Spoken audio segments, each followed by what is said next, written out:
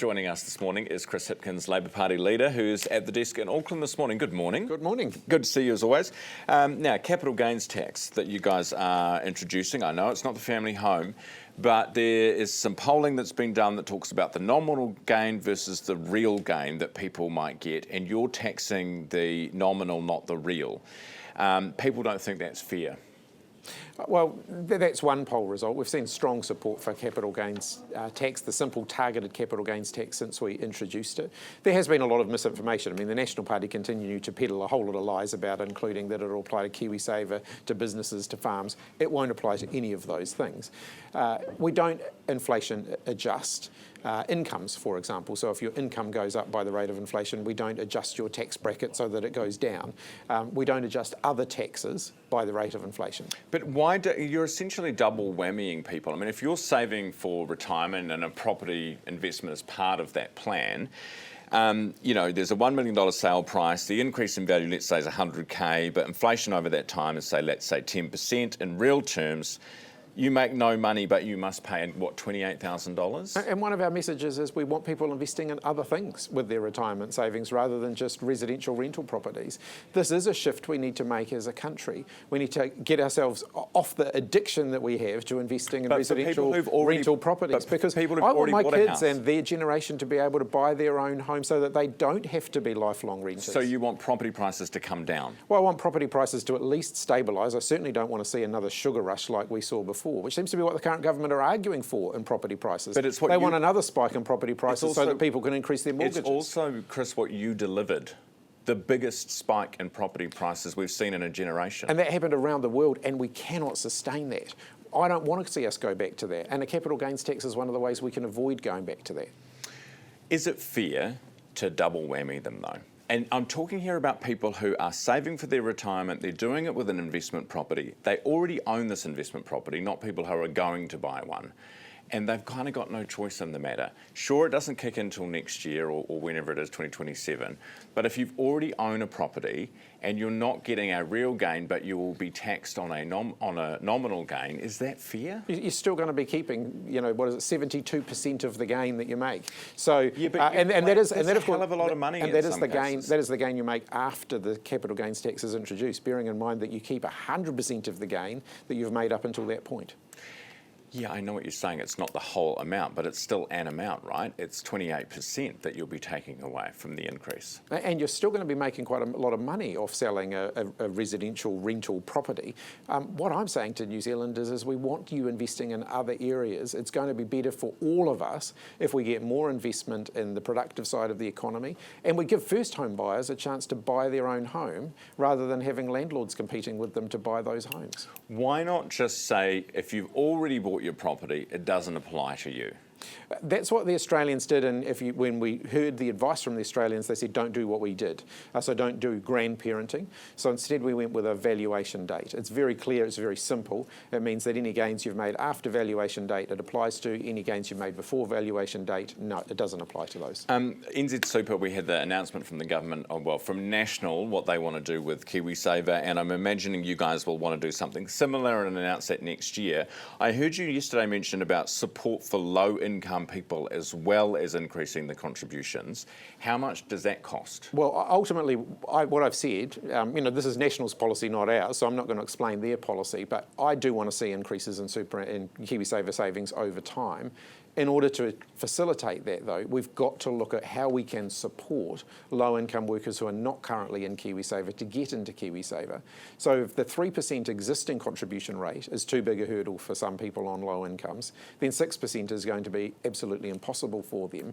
And so it's just going to create a big inequality in retirement, where some people will have big Kiwisaver balances and others won't. So if we're going to say Kiwisaver is a bigger part of the retirement picture, then we've actually got to look at how we support low-income people. We've got to look at how we support people who aren't in the workforce, so parents who are at home who aren't earning money, because money won't be going into their Kiwisaver, people who are unemployed. We've also then got to say, how do we stop employers just reducing people's salaries in order to pay a bigger contribution to their Kiwisaver instead. The Aussies have protections that stop that from happening.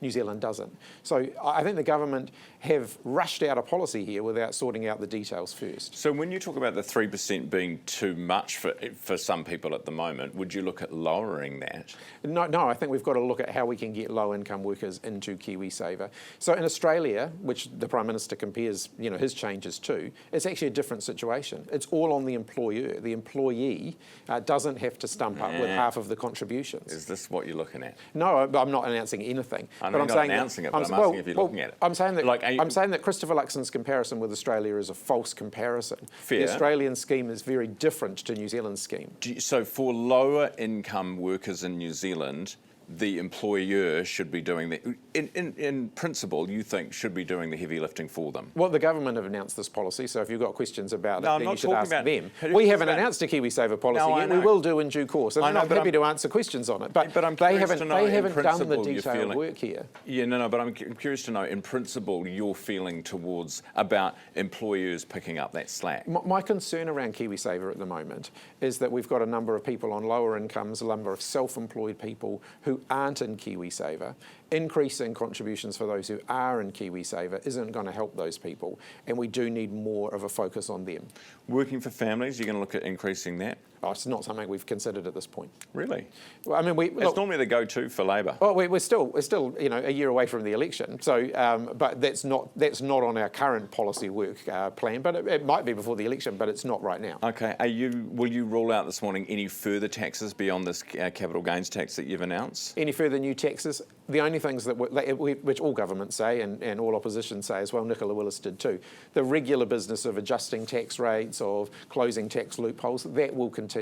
But capital gains tax is the tax that we've landed on, a simple targeted capital gains tax. No wealth tax, none of those. Inheritance. No land taxes, none of those additional things. They're off the table. Just petrol excise and stuff, alcohol, stuff like that. The regular sort of adjustments that governments make, of course they will continue, but we're not introducing significant new taxes. All right, well that's something at least. The debt to GDP ratio, what's reasonable? It depends what you're borrowing for. So if you're borrowing for long-term investment in New Zealand's future, like infrastructure. So the current government have set out $55 billion worth of roading projects, for example. They're going to have to borrow some money to pay for some of those. Those are long-term assets that will benefit future generations, so borrowing for those is justifiable. Borrowing for short-term costs like paying people on job seeker benefits and so on, paying for the day-to-day costs of running our health and education systems, you can't do that long-term. So we need to get back into balance there. So I think the mature conversation, Christopher Luxon likes mature conversations, is not how much we're borrowing, but what are we borrowing for? Borrowing for day-to-day costs isn't sustainable. Borrowing for long-term investment, that can be justifiable. Okay, but the question was, what is a reasonable debt to GDP ratio? Well, again, it depends what you're borrowing for. So a debt to GDP ratio that is growing because you're borrowing for day-to-day consumption is clearly too high. A debt to GDP ratio that's going up a bit because you're investing in assets that ultimately are going to lead to a more productive New Zealand in the future, that can be justifiable. So rather than simply saying, here's one target and this is the target to rule all other targets and we're not going to have any more mature conversation about it than that, I think is the wrong approach. So Grant Robertson was wrong when he put a 30% one on? No, because we actually had room within that 30% target to increase our capital expenditure because we had balanced the books on the operaing side. Then, of course, COVID came along and that changed. Totally. So is that a reasonable one? 30% with some allowance for capital? Well, there's a dip. I mean, or has things changed? Well, the way we were calculating that, of course, is different. We were using an international accounting standard, which included your assets within the calculation. Will you have a debt ceiling? The current government have removed that. I think what people want to know is, will Labor have a debt ceiling, or is it going to be another free-for-all? We will set out the fiscal parameters that Labor will work to, as we're required to do under the law, under the the Public Finance Act. Governments have to set out their parameters, and we will do that before the election. All right. Winston Peters had any chats with New Zealand First lately? Not at all, no. No texts? No, none at all. I mean, but there's a clear message here to New Zealanders. If you're voting for Winston Peters, who knows what you're voting for? If you want a change of government, if you want strong and stable government, which we haven't had for the last 2 years, vote Labor. Do you still think he's racist? I think Winston Peters has a number of views that are not compatible with the sort of unified approach that I want to bring to government. So rule him out? I've said that I'll settle all that out closer to the election. But why not just do it now? I mean, why would you work with a racist if that's what you think he is? Well, who knows whether Winston Peters will still be around at the next election? I mean, Shane Jones seems to be keen to take over New Zealand first. So, I mean, who knows what's going to happen? The puberty blockers thing, would you reverse that? We've said that puberty blockers should be a health decision. So it's a decision between the individual concerned, their parents, and their health practitioner, and that's where we think it should stay. Doctors, so 4.5 million extra visits you are promising through this policy if we get the tax that you guys want to bring in. How many extra GPs will we need to service that? No, but you've misread that. We've said that we can free up 4.5 million visits through of existing visits, through better systems for our existing GPs. So that they can triage visits better, so that they can have greater efficiency. So how many we estimate about half of those will be needed to provide for the 3 free visits that we've committed to. So what, 2.5 million visits or something will be, so if you get 3 free visits a year, you expect there will be about 3 million extra visits. So how many extra GPs do we need for that? Well, so we can accommodate that within the existing workforce, although it is stretched. How can we when it is so stretched? Although it is stretched, and we're going to need to grow the GP workforce as well. And So I'm going to be talking a little bit more about growing the GP workforce in the next week or so. But hang on, so you're saying that even though the system is so stretched, we have people waiting weeks to get an appointment for a cold or whatever, you're saying we can do an extra 2.5 million visits tomorrow? Well, because a lot of the visits will already be happening.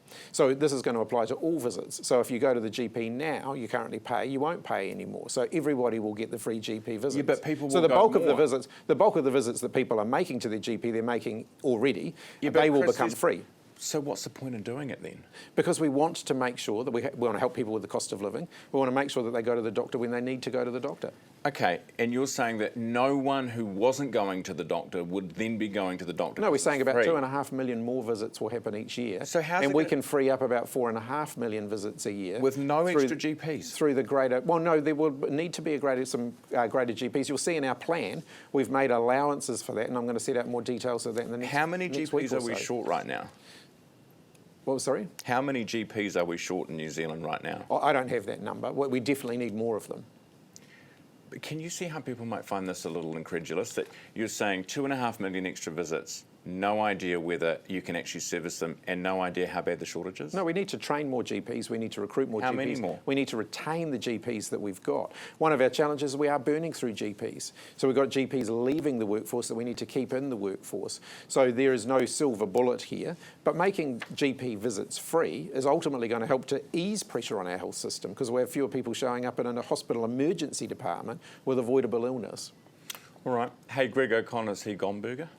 Greg's a really valuable member of our team, and I'd love to see him stay in the team. Obviously, his seat's disappeared from under him, and so now we've got to talk to him about how we can find other options for him. And there's still a Labor list selection process to do. He's mulling whether he wants to put his name forward for that. So I'll have a chat with him about that in the next couple of weeks. All right. What do you reckon about Chris Bishop? Do you think he's eyeing up the top job? What are you hearing in the hut? He seems to be popping up a lot more, doesn't he? But those are really questions for the National Party. Chris Hipkins, appreciate your time this morning.